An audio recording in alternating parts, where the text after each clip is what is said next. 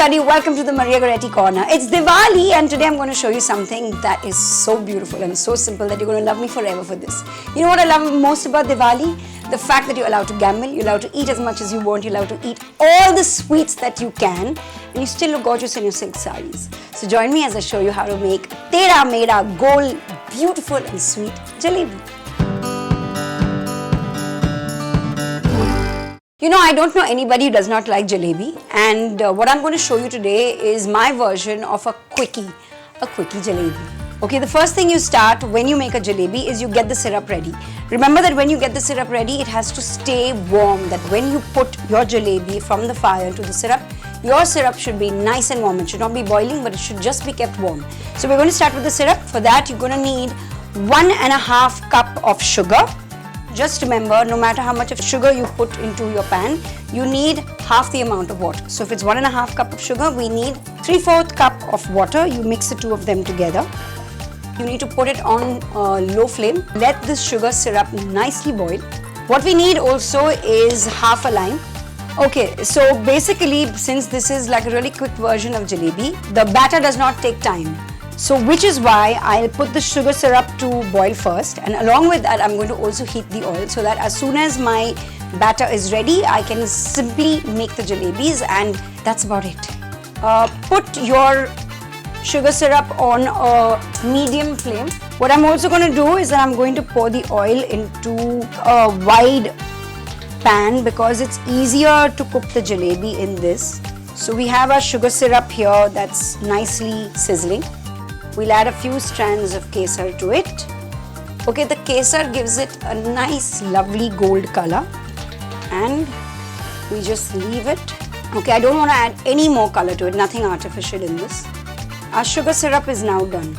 The thing is that we have to keep this warm. Okay, you can see that the oil is now bubbling. I'm going to put it on low and immediately start my batter.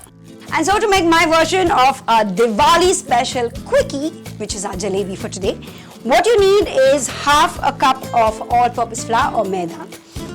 You also need 2 teaspoons of Besan or gram flour.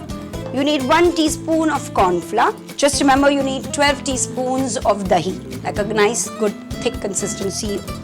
Now, you stir it all together without splashing stuff on yourself.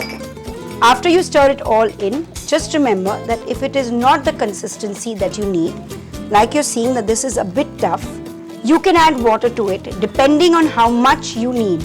So I will add about 1.5 tablespoon of water to this. Most of the time actually jalebi batter is basically a fermented dough and it is made with yeast. But I found a version that is easier. So what I'm going to do is, to this we're going to add 5 grams or 1 teaspoon of fruit salt. Fruit salt is really available in the market everywhere, and basically this cuts all the trouble of jalebi making. Okay, so now that my fruit salt is into this batter, it's going to take me just about 30 seconds. So just look pretty for 30 seconds. I'll see you soon. So 30 seconds are up. My batter is absolutely ready. Okay, now the easy thing is making the batter. The difficult thing is actually making the jalebi. You can do it any way you feel like, as long as your jalebi looks pretty. One of the versions is to put it into a little ketchup bottle like this, and then you kind of just squeeze it over. But since I'm Catholic, I will do the Catholic version, which is I will put it into an icing bag and use an icing tip. I've used a very tiny icing tip because I really like when the jalebi looks delicate. So we're going to go for this. So you take this, use a glass, turn this around like this, put this into your glass so that the batter does not fall out, because this batter is very loose, you know. All you do then is take your batter, pour it into this. So we're done. Pick this up. As you see now, the batter is right at the back here. If you have a clip, you can put a clip here at the end, just so that the batter does not fall out. And we are ready to be in the jalebi business. And I feel like a halwai. This is beautiful. Okay guys, just make sure you don't burn it, because then you will not get that beautiful gold color. So yes, take this a bit slow. This is done. This is ready. It's nice and crisp. all you do is now take it out, put it onto a paper towel so that you take away all the excess oil. So we're going to dunk our jalebis into the syrup.